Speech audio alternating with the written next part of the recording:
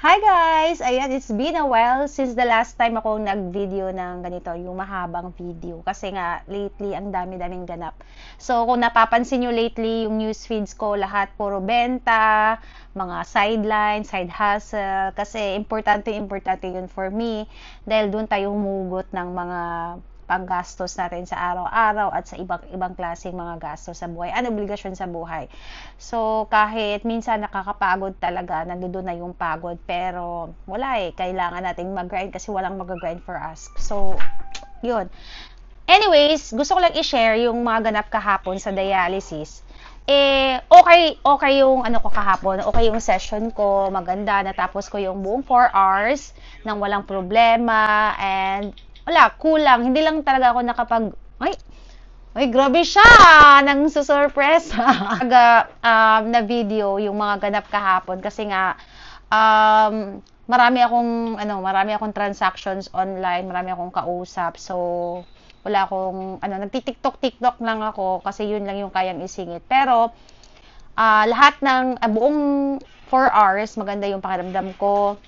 Hindi ako nag-hypo, hindi ako nag-cramps, and natapos ko yung 4 hours talaga. And then, of course, maganda yung clearance na naman, nasa 1.80 something yung ating KT over V, which is yun yung goal ko lagi every time magda-dialysis, na dapat mataas yung clearance without compromising, of course, my health. Kaya always ako nagpapacheck talaga ng kondisyon ng puso and iba pang mga kasi nga mahirap na palagi na lang goal ng mataas na linis tapos makompromise yung puso, mga ganon. So, dapat balance lang din.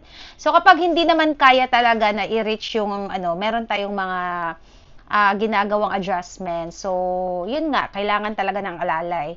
So, sa hatak ko kahapon sa water, kung ano lang talaga yung gain ko, yun lang yung pinakuha ko. Yun lang, hindi na ako nag-add tulad ng dating gawa na nag-a-add. And then, mag-BBCM ulit kami next month kasi parang plan namin i-adjust yung aking dry weight.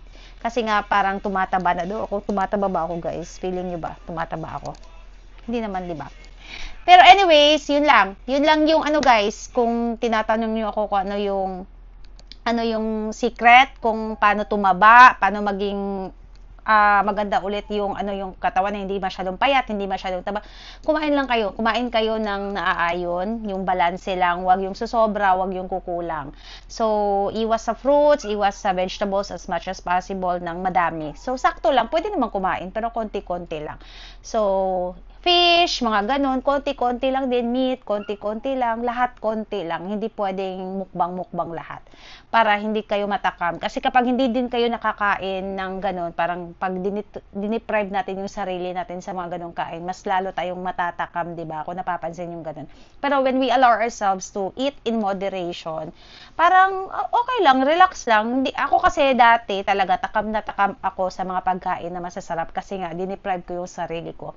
To the point na ayun, nag-depression ako, tapos bumagsak yung weight ko, yung katawan ko, bumagsak, mga ganun.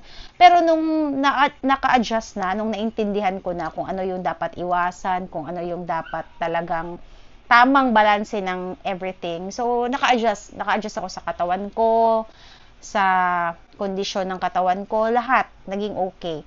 So, yun, depende na yun sa atin kasi iba-iba naman tayo ng technique, iba-iba tayo ng diskarte sa buhay. Paano natin ma-survive tong journey na to. So, yun lang, nag-share lang ako kasi baka itanong nyo kahapon kung kumusta yung dialysis ko kasi 'di ba every time nagda-dialysis nag-a-update ako sa inyo, nagla-live ako, nag-video ako every time natatapos ng dialysis. So okay ako kahapon. Kaso lang talaga hindi ako nakapag-chika kasi nga marami akong nilakad and inayos kahapon.